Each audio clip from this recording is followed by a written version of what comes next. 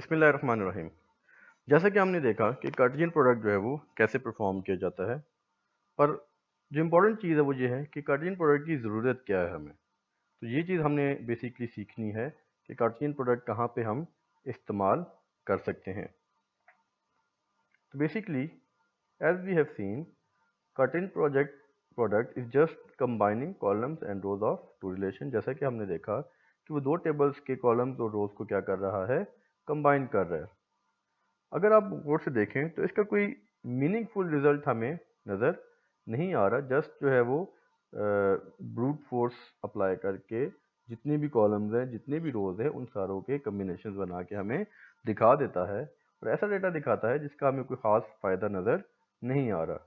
But what we have learn so far कि Cartesian product करते कैसे हैं। अब हम देखेंगे कि कहाँ कहाँ पे वो हमारे काम आ सकते हैं और कहाँ कहाँ पे हम उसको किस तरह से यूज़ करेंगे। So we can extract meaningful information. उस वक्त हम एक्सट्रैक्ट करेंगे when we will look closely at the result. उसके लिए हमें रिजल्ट को ज़रा गौर से देखना पड़ेगा, आया कि जो रिजल्ट हमारे सामने आया है वो कितना मीनिंगफुल है और कितना जो है वो जस्ट रॉ डेटा है। Let us take example one and analyze it briefly. हम एग्जांपल वन को देखते हैं। उस तो basically let us discuss example number one again and see what we can analyze from it and what we can deduct from it। तो हमारे पास दो tables है, स्टूडेंट का और प्रोजेक्ट का। अगर हम इन दोनों टेबल्स को थोड़ा गौर से देखें तो हमें इन टेबल्स में थोड़ा सा लिंक नज़र आएगा। वो लिंक बेसिकली क्या है कि स्टूडेंट टेबल में भी रजिस्ट्रेशन नंबर वाला कॉलम है और प्रोजेक्ट टेबल में भी रजिस्ट्रेशन नंबर वाला कॉलम एग्जिस्ट कर रहा है। इसका मतलब ये हुआ कि यहाँ पे जो रजिस्ट्रेशन हम प्रोजेक्ट में एग्जिस्ट कर रहे हैं, इट हैज़ सम मीनिंग्स। वो मीनिंग्स क्या हैं कि P1 is the project ID of project, P name is the name of project, for example P1 is ID, database is the project name, and 101 is the student who has been allocated this project। तो हम ये कह सकते हैं कि database का project basically किसको allocate हुआ है, आमिर को। तो इट मीन्स कि स्टूडेंट और प्रोजेक्ट का जो टेबल है they are interlinked with each other, और इन दोनों को मिला के हमारे पास कुछ मीनिंगफुल इंफॉर्मेशन एग्जिस्ट कर रही है। तो अब अगर हम देखें तो database project is allocated to 101, बिल्कुल। और बेसिकली 101 कौन है, 101 की इंफॉर्मेशन पड़ी है स्टूडेंट टेबल में और 101 is Aamir. Similarly PF project is allocated to 102। यहाँ पे आप देखें पीएफ का प्रोजेक्ट किसको एलोकेट हुआ, रजिस्ट्रेशन नंबर 102, और 102 रजिस्ट्रेशन बेसिकली कौन है, आयशा। और ये इंफॉर्मेशन हमारे पास स्टूडेंट टेबल में है। इसी तरह ऑब्जेक्ट ओरिएंटेड का प्रोजेक्ट किसको एलोकेट हुआ, 101, और 101 बेसिकली कौन है, अगेन आमिर। इसका मतलब है कि अगर हम इन दोनों टेबल्स को थोड़ा गौर से एनालाइज करें तो हम देख सकते हैं कि कौन सा स्टूडेंट जो है वो उसको कौन सा प्रोजेक्ट एलोकेट हुआ है और कौन से स्टूडेंट को प्रोजेक्ट एलोकेट नहीं हुआ। मतलब कि अगर आप देख लें 103 उस्मान, तो प्रोजेक्ट टेबल में 103 रजिस्ट्रेशन नंबर एग्जिस्ट नहीं कर रहा। इसका मतलब है 103 उस्मान जो स्टूडेंट हैं उनको अभी तक किसी भी तरह का प्रोजेक्ट एलोकेट नहीं हुआ।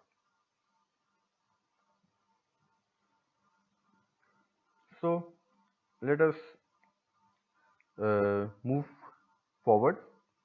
अगेन हमारे पास दो टेबल्स हैं, स्टूडेंट का और हमारे पास एक टेबल है प्रोजेक्ट का।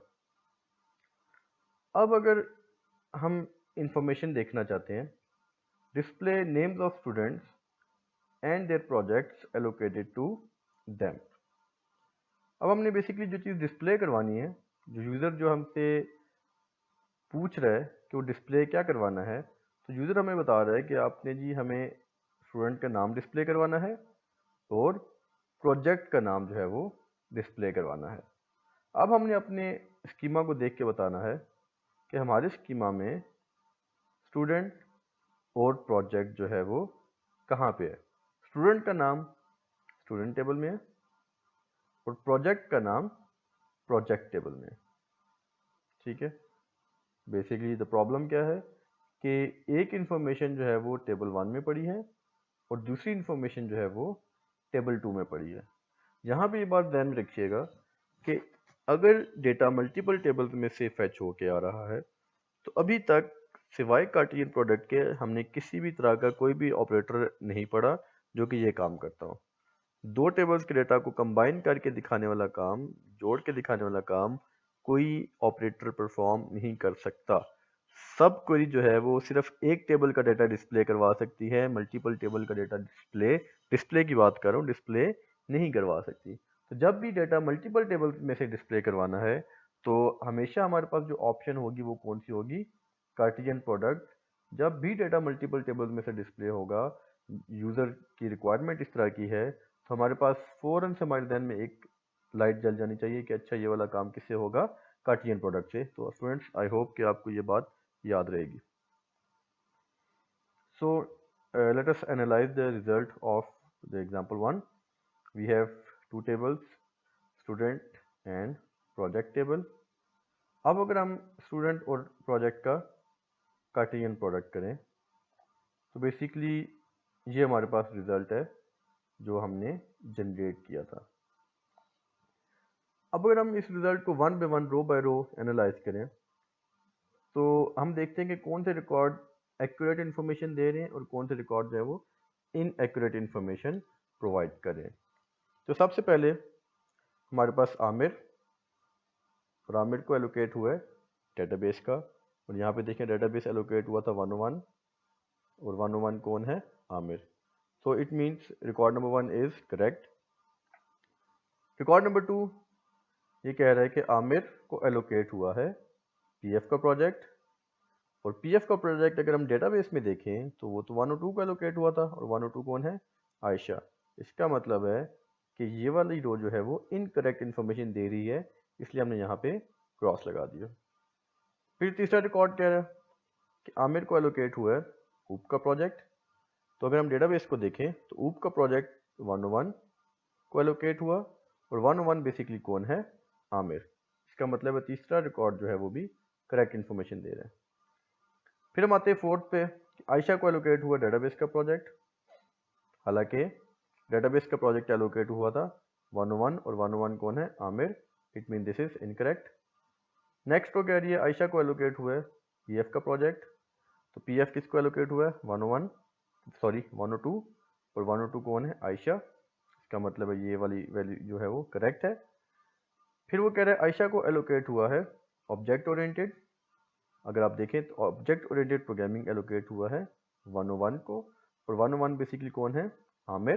तो इट मीन्स कि ये भी इनकरेक्ट है। लास्ट तीन रिकॉर्ड्स देखें, वो कह रहा है उस्मान को डेटाबेस भी एलोकेट हुई है, उस्मान को पीएफ भी एलोकेट हुआ है प्रोजेक्ट, और उस्मान को ऑब्जेक्ट ओरिएंटेड का प्रोजेक्ट भी एलोकेट हुआ है। उस्मान का रजिस्ट्रेशन नंबर था 103, तो अब प्रोजेक्ट में देखें, प्रोजेक्ट में 103 तो एग्जिस्ट कर ही नहीं रहा। इसका मतलब ये हुआ कि उस्मान को किसी भी तरह का कोई भी प्रोजेक्ट एलोकेट नहीं हुआ। अगर उस्मान को प्रोजेक्ट एलोकेट नहीं हुआ, इट मीन्स कि ये तीनों रिकॉर्ड भी इनकरेक्ट हैं।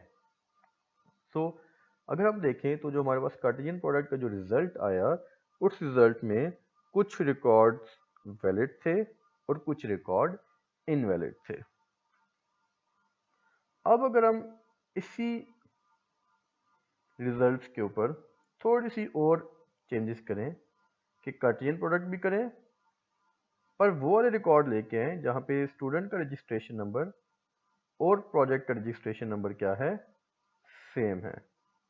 ये हमने क्यों किया, इसकी रीज़न क्या थी?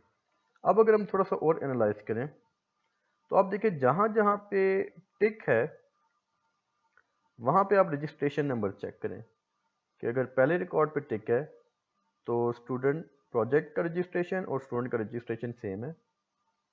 फिर तीसरे पे टिक था, वहाँ पे भी दोनों रजिस्ट्रेशन सेम है। और फिर इस रिकॉर्ड पे टिक था, इस पे भी रजिस्ट्रेशन 102 है और यहाँ भी रजिस्ट्रेशन 102 है। तो अब देखिए जहाँ जहाँ पे टिक था वहाँ पे रजिस्ट्रेशन नंबर क्या है? सेम है। ऑन द अदर हैंड जहाँ पे क्रॉस है वहाँ पे अगर आप देखें तो रजिस्ट्रेशन डिफरेंट होंगे। जैसे सेकंड रिकॉर्ड पे 102 और 101 है, इस पे 101 102 है, इस पे 101 102 101 103 103 102 103 101। तो बेसिकली सिर्फ वही रिकॉर्ड हमें चाहिए जहाँ पे रजिस्ट्रेशन क्या है, सेम है। अब अगर हम लॉजिकली बात करें तो हमें कैसे पता लगा ये 101 कौन था? हमने इस 101 को मैच किया स्टूडेंट टेबल में कि where project registration number is equal to student registration number. तो वो 101 जब 11 के साथ मैच हुआ फिर हमने डिक्लेयर किया कि इट इज़ बेसिकली आमिर, यही इज़ आमिर। अब हमें कैसे पता लगा 102 कौन है? तो इस 102 को हमने जो है वो यहाँ पे क्या किया था, कंपेयर किया था, मैच किया था। जब हम लॉजिकली मैच करें तो फिर हम सिस्टम को भी कह रहे हैं कि इस डेटा में से मुझे सिर्फ वही रिकॉर्ड दिखाओ जहाँ पे स्टूडेंट का रजिस्ट्रेशन नंबर और प्रोजेक्ट का रजिस्ट्रेशन नंबर क्या है, सेम है।